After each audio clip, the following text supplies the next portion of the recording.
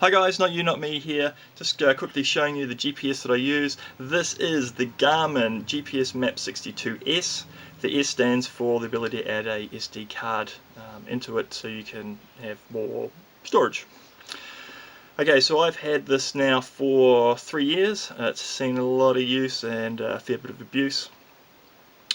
First off, this is quite an expensive unit. Now that it's been out for a while, you may be able to pick up better deals or discounts on it. One thing to note is that you may be up for purchasing an additional map. So when I bought this, I actually ended up purchasing the Australia-New Zealand topo map, and that was $200. So that's quite a bit to add to what is already a reasonably priced GPS. Okay, the other one that you may have to consider is purchasing a case for it, although it does come with a attachment here so you can carabine it to yourself, which I don't like. It's swinging around, and remember, this is an expensive unit. Garmin didn't have a great number of options, especially if you want to attach it onto your pack strap. In the end, I ended up going for a Maxpedition pouch. In this case, this is the Maxpedition 5-inch clip-on phone holster. Okay, and even without the clip on it, it's quite secure with the elastic around the side. Okay.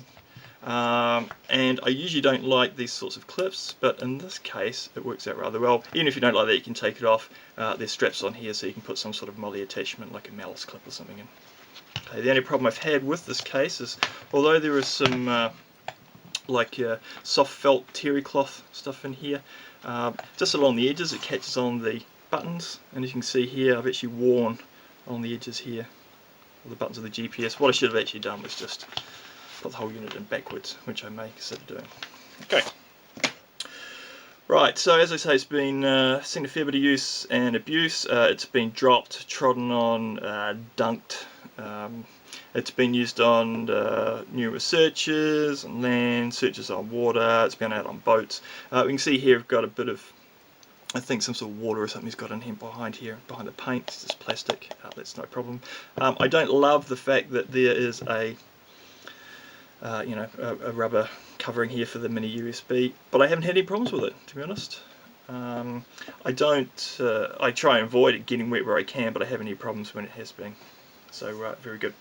Now, in terms of likes, a couple of main features I like. Number one is that you can save and display previous trails that you've recorded on here. So on here I've got a trail that I've done on a local national park. And so what you can do while you're out and about, obviously the GPS will show the trail of where you've been and where you currently are. In this case, when it's going, it's usually in blue. But I can also superimpose on the map a previous track, so I can actually see where I've been today and where I'm walking, where I currently am, in relation to a previous trail.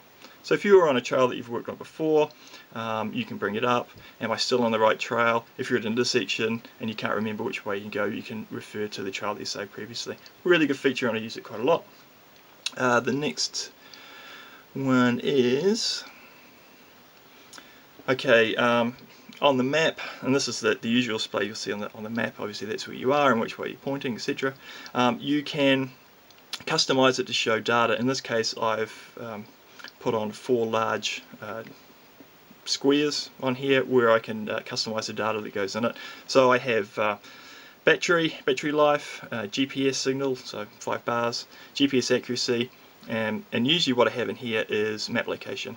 So I usually have the UTM position, but since I don't want you to know where I live, I've changed it to sunrise. But you can make these anything, right?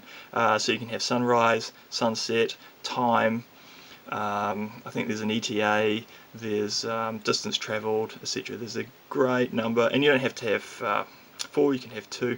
The only problem is that obviously it does eat into the amount of space you've got left to actually view the map on there. But this is incredibly useful, especially if you're out, especially if you've been doing search and rescue, and you need to quickly tell them what the position is that you're at.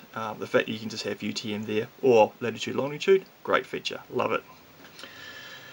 Now, some dislikes. Obviously one is expense, especially with the maps. Just given the price, there's no way I'm ever going to purchase another map for this. Now I've got the topo in here.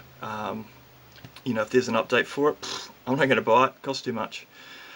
It does have street-by-street tracking on it. I have used it once. Obviously there's no sound in here, so that makes it hard, but I did use it in Christchurch during disaster. I was in a suburb, I didn't know where I was, and I used that to get back to the place I was staying, just following the street directions. So it does have that feature as well. It's really nice. One thing that I really don't like to put me off is the software comes with it. So there is a software called GPSmap, very basic, very fundamental. Yeah, it sort of works, but it's just too hard work, and so what happens is I don't share maps where I perhaps should. I've done a little bit of work with it, but to be honest, I just use the functionality in the GPS. So overall, great unit, is expensive. However, I think if you do use a lot of the features in there and you do use it a lot, I think in the long run it's a good buy. If you're a bit more casual user, it's an awful lot of money, I think, to spend on something you occasionally use. Anyway, I do recommend it. I like it. Like I say, I've had it 3 years, used it a lot, and I expect it to be going for many years to come.